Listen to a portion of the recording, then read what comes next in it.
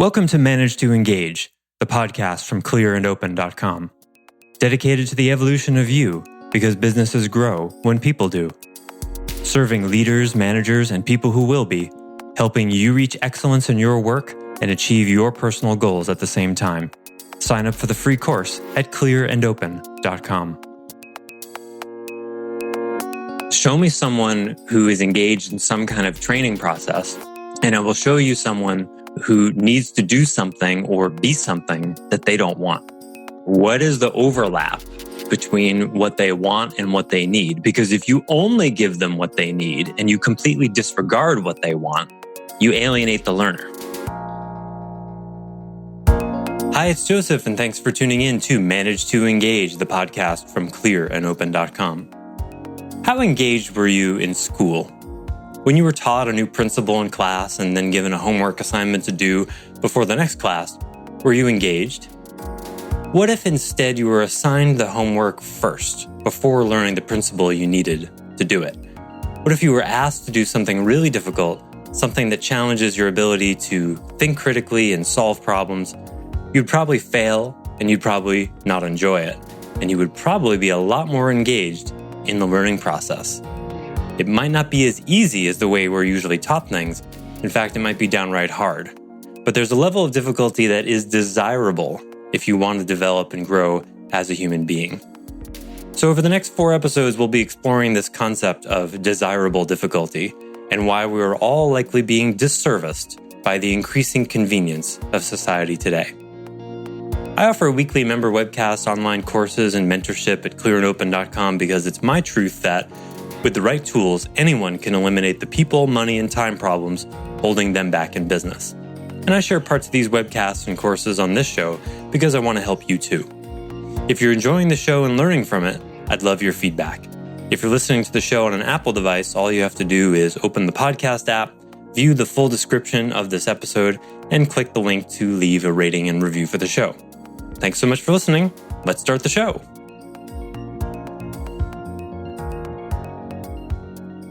Greetings, everybody. Thanks for being here and welcome.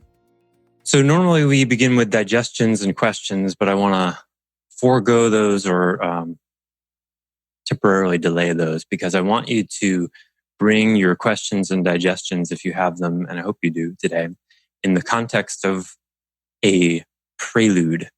And that prelude begins with a what-if scenario. So remember in school, especially in math, most of the way we're taught is we are taught a bunch of principles, right? This is how division works. This is the quadratic formula. This is how to calculate the angle of a triangle when you have one angle on a triangle, when you know the length of some of its legs or something, all stuff like that, right? You're taught the principle.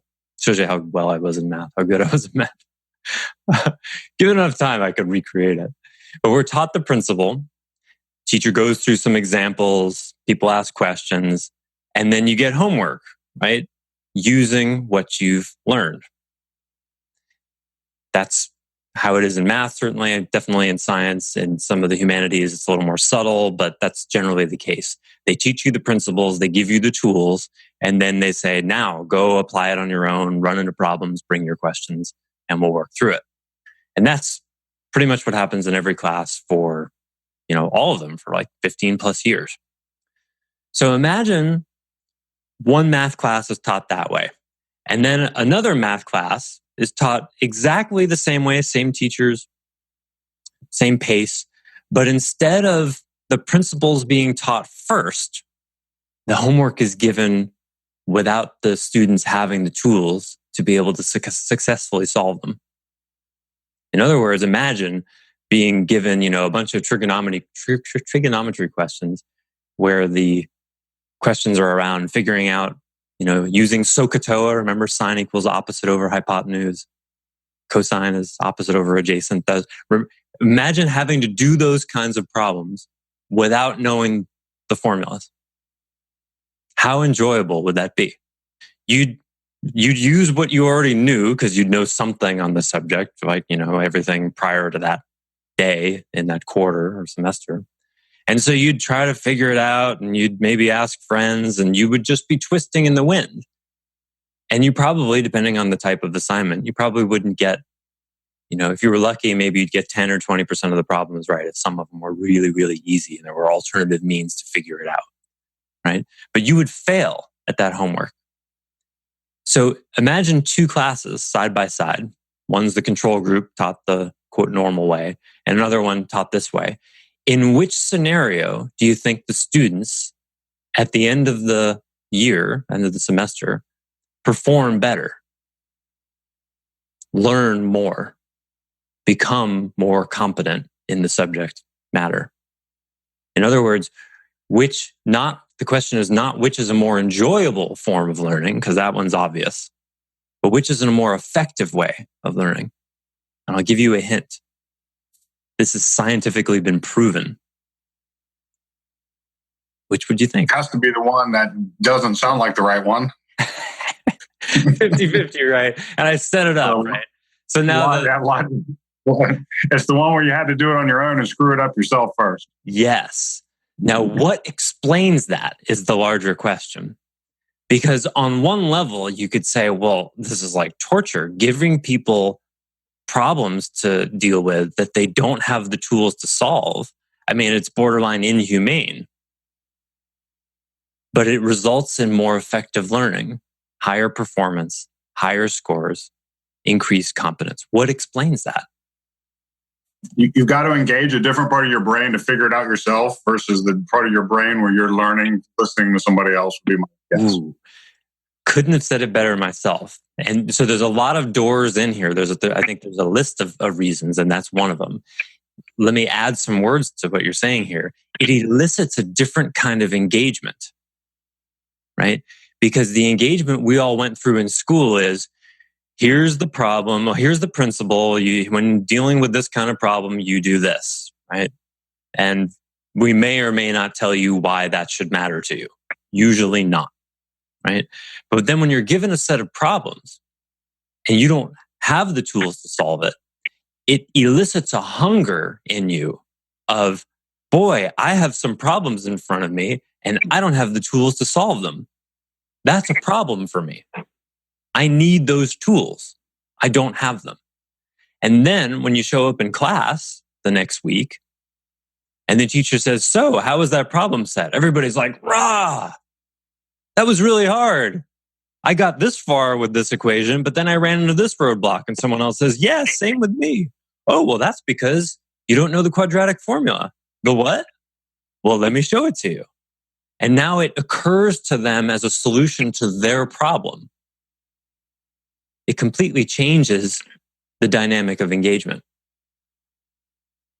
I was going to say it adds an element of ownership to it because they've invested the time to figure it out themselves.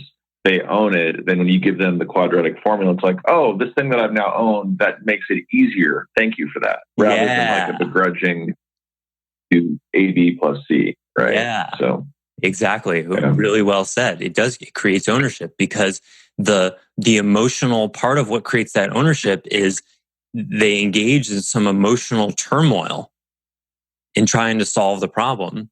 And it created a personal problem for them. Way more personal than if they had the tool to do it, interestingly. And this is, so in one way, it's a form of, it's a setup, but the result is you end up meeting people where they are. Yeah. Reminds me of a story. I don't know if anybody here has heard of Tom Brown Jr. The Tracker. One of my favorite books. Oh, really? Cool. Yeah. I read one of his books back in the 80s rather. It reminds me of a story that he told about he and his friend, I guess it was Rick, and grandfather was trying to teach them how to make fire by friction. So he gave them green oak to work on for a week. And I forget whether they actually made fire or not. They may have actually succeeded. But at the end, when they came back and showed him what they'd learned, the lesson of the story was never use green oak. But they learned a lot in the process of trying to make fire with wood that was not conducive to making fire. Yeah, That's a great book about learning in general, because the way the Native American grandfather teaches is often through exposing them to failure, just as much as success. One of his favorite sayings in answer to one of their questions was, "Go ask the voles," the mole-like little creatures. Yeah. And that's an Eastern style teaching, and I didn't really connect that before, but the Native American style is very much confluent with a lot of the Eastern style. So the Western style of teaching is very much like, here's the principle, here's how you do it, now you go do it, armed with this knowledge. And the Eastern style is more like, go find a problem and take it to your wit's end. And then when you can go no further, maybe I'll help you a little bit. And so to me, that's yin and yang, you could say. And to me, a good teacher and a good self-manager, a good teacher to yourself, uses both. But because we all grew up in the West, we're excessively conditioned to think in terms of but I don't know how, nobody told me how, right? One of my favorite excuses. As if in life, somebody tells you how to do something before you have to do it, right? You have a kid, nobody tells you how to, do all sorts of stuff. You may get someone to tell you how to change a diaper beforehand, but there are probably literally 100,000 things when you raise a kid that no one will tell you how to do until it's right before you. And that's why people grow up so much when you raise kids. Well, some of them do. But it's not a sine qua non. It doesn't absolutely follow, unfortunately. If it did, the world would look very different. So in modern education theory, or maybe more like postmodern, in cutting edge education theory, this is called desirable difficulty. And there's a book called Make It Stick that I'm a big fan of, that has to do with this principle and many others that show what actually works in learning. And it's super significant because, well, as I've been talking about, it goes against most of the way we've been taught. Therefore, it goes against most of the ways we will teach. And it goes against the ways we largely self-manage. In this day and age where you as a manager or a business owner can be evaluated on, Glassdoor, for example, the Yelp of workplaces, and teachers now are evaluated in similar pieces of software. It's a really interesting conundrum. I often imagine a two-circle Venn diagram where there's an overlap, because when you teach people, when you train people, when you're engaged in helping people to change in any way whatsoever, one of those circles is going to be giving them what they want. Because if you don't give someone anything related to what they want, they will turn around and walk away. What's the other circle? What they need. Because show me someone who is engaged in some kind of training process, and I will show you someone who needs to do something or be something that they don't want. And that's where you get into tricky territory. What is the overlap between what they want and what they need? Because if you only give them what they need and you completely disregard what they want, you alienate the learner, potentially, likely. If you only give them what they want and don't give them what they need, they may have a really enjoyable experience and not learn a damn thing. So this to me is part of the art of self-management, is balancing that with yourself first and also with others. With a giant asterisk the size of a weather balloon, you've been conditioned to avoid the tough stuff that you really need. Because no one ever taught you, likely, no one ever taught you through the Eastern dynamic of go figure it out for yourself, go light a fire with green oak, and learn through that failure again and again and again and again. That is not a fun way to learn. But guess what? The science also shows that if you take that same math class comparison I was talking about, and you test all the kids at the end, you will see numerically that the kids who were subjected to desirable difficulty will do better, right? But then if you ask the kids to rate the class, which class will get the higher ratings? The one where they learn less. This is also proven. So, in other words, the conclusion is that human beings are not reliable evaluators for what their best style of learning is. They have no idea what's good for them. Well, maybe some idea, but not reliably. The vast majority of people, 85% or so, they don't know the difference between a tough experience that's good for them and an enjoyable experience that enables them. They don't know the difference. Now, if you really understand what I'm saying right now, this should scare you, because the fate of humanity is right here. Because a human being's ability to choose desirable difficulty for their own evolution, to do the right thing for themselves, for the people around them, for the environment, versus doing what's comfortable and easy in the moment and telling themselves it's fine, that polarity will either be the cause of the human species going on or its extinction. It's really that simple. Will we wait until every last drop of oil is burned before seriously looking at alternative energy? There's the question. But the economy, but changing the infrastructure of transportation is hard, but I love my truck that gets 16 miles to the gallon. But, yeah, all that's hard. But is it good hard or is it bad hard?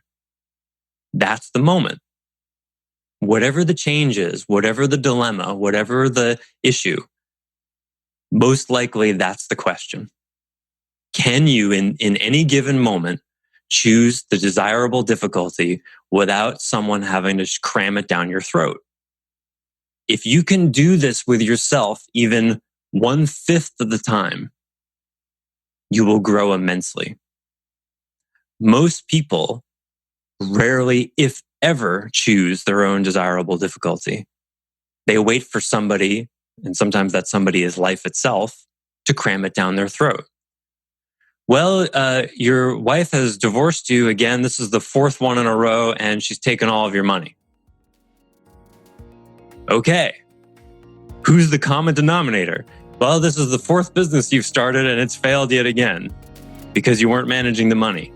Oh, maybe I should start looking at money.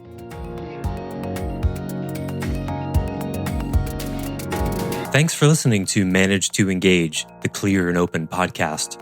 Join us next week when you'll be a little bit closer to who you're destined to be. Until then, know that Clear and Open is dedicated to the evolution of you, because businesses grow when people do. If you want to help the show grow, I'd appreciate you leaving a rating and review on iTunes. All you have to do is open the Apple Podcasts app, view the full description of the episode, and click the link to leave a rating and review. Or you can go to clearandopen.com/review and it will bring you to the right place. If you're looking for more support on your journey, head over to clearandopen.com for even more tools, articles, and free resources. Thanks so much for listening. Bye for now.